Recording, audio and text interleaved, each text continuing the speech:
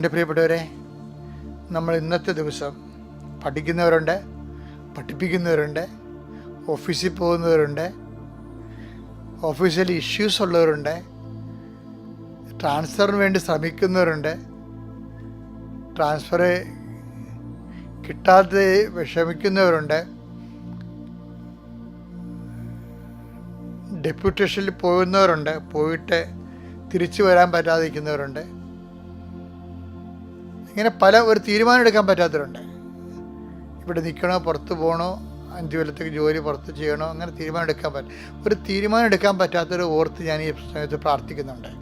നിങ്ങൾ ഈ പ്രാർത്ഥനയിൽ പങ്കെടുക്കണം. തീരുമാനം എടുക്കാൻ പറ്റാത്തവർ ഈ പ്രാർത്ഥന കഴിയുമ്പോൾ നിങ്ങൾക്ക് നല്ല തീരുമാനം ഇന്ന് കർത്താവ് തരും.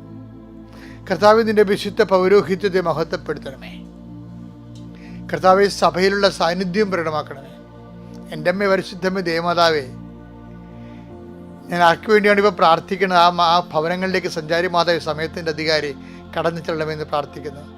ദൈവത്തിൻ്റെ കണ്ണിനെ ആവശ്യിക്കട്ടെ. നിൻ്റെ ജോലി, നിൻ്റെ വീട്, നിൻ്റെ വിദ്യാഭ്യാസം, നിൻ്റെ ഉദ്യമങ്ങൾ, ഉദ്ദേശങ്ങൾ എല്ലാം കർത്താവ് ഏറ്റെടുക്കട്ടെ എന്ന് പ്രാർത്ഥിക്കുന്നു. നീയുമായി പിണങ്ങിയിരിക്കുന്നവർ, പല വിഷയങ്ങൾ കാരണം മനസ്സുകൊണ്ട് തളർന്നിരിക്കുന്നവരെ കർത്താവ് ആരിപ്പോയിനെ ചൂടാക്കുകയും വാടിപ്പോയി നനച്ച് കുളിപ്പിക്കുകയും ചെയ്യുന്ന ദൈവത്തിൻ്റെ പരിശുദ്ധാത്മാവ് നിങ്ങൾ ബലം പ്രാപിക്കട്ടെ എന്ന് പ്രാർത്ഥിക്കുന്നു. കർത്താവെ, മുക്കിടം പോരാ കുടുംബത്തിൽ ഒത്തിരി ഭാരങ്ങൾ ഒരുമിച്ച് വഹിക്കുന്ന അനേകം മക്കളുണ്ട്.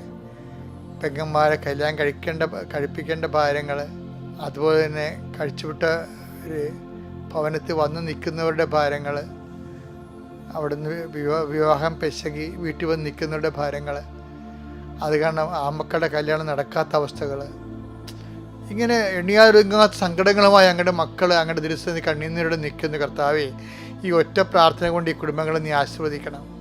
പരസ്പരം പല വിഷയങ്ങളുള്ള കാരണം അങ്ങോട്ടും ഇങ്ങോട്ടും പിന്തുണച്ചും ക്യാൻവാസ് ചെയ്തും വസൂലാക്കിയും ഗ്രൂപ്പിസം ഉണ്ടാക്കിയും കുടുംബത്തിൽ പോരുണ്ടാക്കുന്ന, പൗശന്യമുണ്ടാക്കുന്ന, മത്സരമുണ്ടാക്കുന്ന അവസ്ഥകൾ യേശു ക്രിസ്തു നാമം നീങ്ങിപ്പോട്ടെന്ന് കൽപ്പിക്കുന്നു. അമ്മേ പരിശുദ്ധമ്മ ദേവമാതാവേ, ഈ പ്രാർത്ഥന കേൾക്കുന്ന എല്ലാവരിലേക്കും ദൈവത്തിൻ്റെ പരിശുദ്ധാത്മാവ് അവർക്ക് അനുഭവവേദ്യമാകണമെന്ന് പ്രാർത്ഥിക്കുന്നു.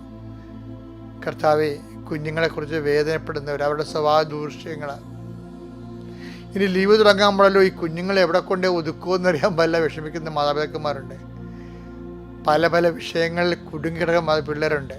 പിള്ളേർക്കാണെങ്കിൽ അവിടെ കൗമാര പുസ്തകങ്ങളിലെ കൃത്യമായിട്ടുള്ള ഗൈഡൻസ് കിട്ടാത്ത കാരണം ലക്കിൽ ലഗാനുമില്ലാതെ അപ്പനെയും അമ്മനെയും അറിയാതെ ജീവിക്കുന്ന സ്നേഹമില്ലാത്ത മക്കളുണ്ട്.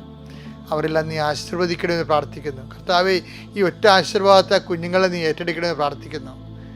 എൻ്റെ കർത്താവിൻ്റെ ഉന്നതമായ നാമത്തിൽ സഭയുടെ അധികാരത്തിൽ കുരിശിൻ്റെ അടയാളത്തിൽ ദൈവശക്തി ഒരു മനുഷ്യപ്പറ്റിയില്ല സംസാരിക്കുന്നവരുണ്ട് ഈശോയെ. ഒരു മനുഷ്യപ്പറ്റിയില്ല കാര്യങ്ങളെ കൈകാര്യം ചെയ്യുന്നവരുണ്ട് ഈശോയെ. അവർക്ക് വേണമെങ്കിൽ കുറച്ചുകൂടി കരുണ കാണിക്കാമായിരുന്നു. കുറച്ചുകൂടി അവർക്ക് മറ്റുള്ളവർക്കൊരു എയർ കൊടുക്കുന്ന രീതിയിൽ, ഓക്സിജൻ കൊടുക്കുന്ന രീതിയിൽ അവർക്ക് പെരുമാറാമായിരുന്നു. മനഃപൂർവ്വം പെരുമാറാതെ ദുഷ്ടബുദ്ധിയോടുകൂടി കർത്താവെ മർക്കട മുറ്റോട് നിൽക്കുന്നവരുണ്ട് ഈശോയെ. അവരെ നീ പ്രത്യേകം ആശീർവദിക്കണം പ്രാർത്ഥിക്കുന്നു. എൻ്റെ കർത്താവിൻ്റെ ഉന്നതമായ നാമത്തിൽ നിങ്ങളുടെ ഇന്നത്തെ യാത്ര ശുഭദീർഘമാകട്ടെ. എൻ്റെ കർത്താവിൻ്റെ ഉന്നതമായ നാമത്തിൽ നിങ്ങളുടെ ഇന്നത്തെ സംസാരങ്ങൾ, ചർച്ചകൾ, തീരുമാനങ്ങൾ, മീറ്റിങ്ങുകൾ എല്ലാം കർത്താവിന് ആശീർവദിക്കപ്പെടട്ടെ. എൻ്റെ കർത്താവ് ഉന്നതമായ നാമത്തിൽ നിങ്ങളുടെ ഭാഗത്തുനിന്ന് ഒരു തീരുമാനം ആവശ്യപ്പെടുന്ന, ഒരു സംസാരം ആവശ്യപ്പെടുന്നു, ഒരു ആലോചന ആവശ്യപ്പെടുന്ന ആരെങ്കിലും ഉണ്ടെങ്കിൽ നിങ്ങൾക്ക് അവർക്ക് നല്ല ഉപദേശം കൊടുക്കുവാനും അത് നിങ്ങൾക്ക് തന്നെ ഭാവിയിൽ ഗുണം ചെയ്യാൻ പറ്റുന്ന രീതിയിൽ കർത്താവ് നിങ്ങളെ ക്രമീകരിക്കാൻ പ്രാർത്ഥിക്കുന്നു. എൻ്റെ കർത്താവിനുമായ നാമത്തിൽ സഭയുടെ അധികാരത്തിൽ കുരിശിൻ്റെ അടയാളത്തിൽ ദൈവശക്തിയെ അനുഗ്രഹിക്കപ്പെടട്ടെ.